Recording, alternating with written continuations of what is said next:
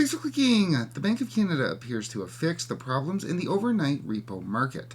This according to Deputy Governor of the Bank of Canada, Tony Gravel, on Monday. If you'll remember, in January of last year, the central bank was having to inject billions of dollars into the overnight repo market, injections that reached as high as $24 billion a day as late as February 3rd of this year. CIBC had accused certain banks of hoarding cash, and while the central bank initially denied those accusations, the Bank of Canada is now admitting that CIBC was right, or as CIBC puts it, banks were engaging in reserve concentration. And now you're going to get fresh about it. I'm just saying. Which is disconcerting, as the Bank of Canada as early as August of 24 had said that these repo injections probably weren't due to the hoarding of cash.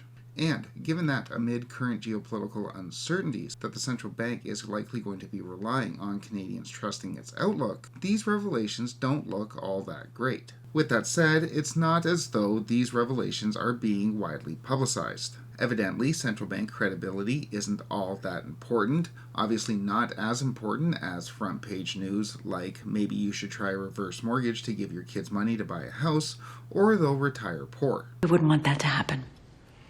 So what I want to do today is go over a brief background of what's been going on in the overnight repo market, take a look at how the central bank fixed that repo market, discuss central bank credibility and media credibility, and then go over some implications. As we'll see today, there are a number of remaining important questions on what the bank's been doing in the overnight repo market, and hopefully the bank will get asked at least once on its next press conference set for March 12th. We will obviously have an update out on that press conference on this channel. Make sure you click like and subscribe if you want to get those updates, but for now, let's get into the overnight repo market.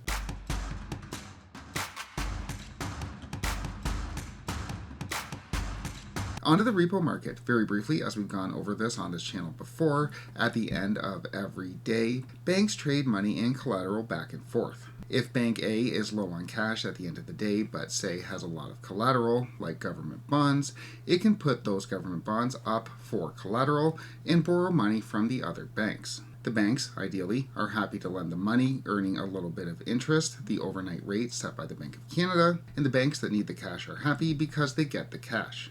Unless, for whatever reason, the banks that have the cash, the banks that are supposed to be doing the lending, don't want to lend. For whatever reason, they demand a rate higher than that which is set by the Bank of Canada. If that happens, if that overnight repo rate rises above that which was set by the Bank of Canada, Governor Macklem steps in and provides that funding that the banks need. The Bank of Canada has just stepped in, enforcing their policy rate in the market. And this is what had been happening beginning in January of 2024 and ending all the way up until February 3rd of 2025. Questions had emerged since those injections started in January of last year as to exactly why the Bank of Canada was having to put so much money into the repo market, especially since the banks at that time, and really until now, had over $100 billion still on reserve at the Bank of Canada. If the banks had all this money as we'll see, that was printed up for them during COVID, then why weren't they lending it out? As mentioned, CIBC said some banks were hoarding cash, refusing to lend it out,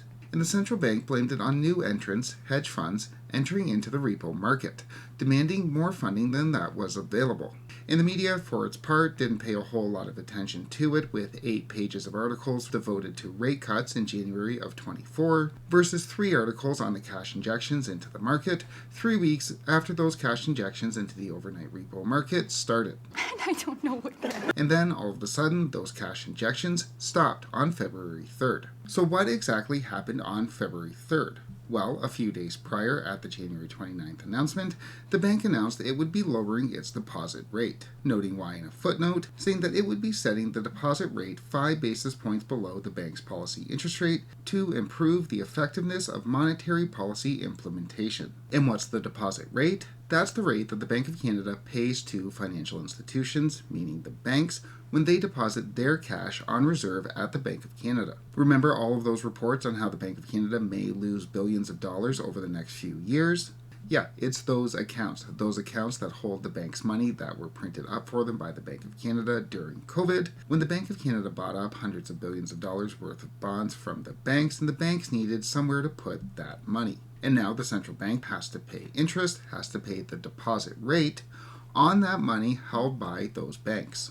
And that's actually where the problem was lying, in that up until January 29th, the overnight rate and the deposit rate were running at the same level. Meaning, if I'm RBC and I know that I can lend my money in the overnight repo market to say TD for 3%, or I can lend my money to the money printer overnight for 3%, then I have very little reason to take on that marginal additional risk and lend my money to TD Bank. So I might as well loan it to the Bank of Canada, the only institution legally allowed to print money in Canada. It's a risk-free return. But now that the central bank has lowered the deposit rate to 5 basis points below the overnight rate, well, now I'm actually financially incentivized to lend TD money, as I'll get 5 basis points more lending it overnight to TD than I will leaving it on deposit at the Bank of Canada. I'm now getting paid for that risk. Smart. Tony Gravel, Deputy Governor of the Bank of Canada, said that the move is working, noting that it's prompted some members to offer their settlement balances up for lending in the repo market. So, in other words, now that the central bank isn't paying as much in interest for holding the bank's reserves, those banks are no longer hoarding their cash, willing to lend it in the repo market, which is odd considering we were told back in August that hoarding wasn't the problem, that it was new entrants, that it was hedge funds entering into the repo market that was causing the shortage in funding. CIBC, which, as we talked about on this channel, first called out the banks for hoarding, took a bit of time to crow, noting that the central bank has finally acknowledged that reserve concentration was a key underlying issue restricting CORRA converging back to the target rate, meaning those banks with all the reserves weren't willing to lend it out. And of course not, there was no financial incentive for them to do so. And yeah, of course CIBC was going to crow a bit, considering that the central bank was adamant that there was no hoarding going on in the system, insisting that it was hedge fund participation in the overnight repo market that was requiring the cash injections, which the central bank stated at a press conference in June. What's new since then is Canada has moved to a T+1 settlement on securities, so a tighter settlement on securities. That's increased the demand for overnight money too. And as you point out, there's still what we think to be enough settlement balances in the system, but they're not necessarily in the spots they need to be on any given overnight cycle. So all of those things are putting some pressure on CORRA. And then again in September. Pressure that we've seen in the overnight market, we don't see that as related to the level of settlement balances. I gave you a bit of an update at the July press conference on this, and since then we published a really good, really technical, but really good explanation that our staff have done on where we think the source of that pressure in the overnight market is, and why, specifically why we don't see it as related to our quantitative tightening or to our reduction in the overall settlement balances in the market. Which obviously leads to a number of questions. First and foremost, why did it take the central bank a year to figure out how the system was actually working? The central bank was having to enter into the repo market, printing up cash for the banks, because certain banks were making too much money from the central bank. Yeah, it's a crummy system, but what are you going to do? Second, can the rest of us get access to that 2.95% risk-free return coming from the central bank? As right now, TD, which is able to get that return, is only offering 0.05% for deposits. I think I can speak for most when I say to the central bank that if you want to give us access to that 3% deposit rate, we'll promise not to use the proceeds to provide fertile ground for a host of illicit activity to penetrate the U.S. financial system and anger the global superpower. Don't worry. And third, where was the media for the preceding year? I counted 36 times last year that the stooges of the real estate industry asked the Bank of Canada governor about interest rate cuts, and maybe 3 or 4 on repo operations. I never heard of them. Oh. And look, this is big news that the central bank was having to enter the repo market, lend out printed money, only because it was paying too much interest to other banks who were hoarding their cash, and the media dropped the ball on it for the past year. And will be again.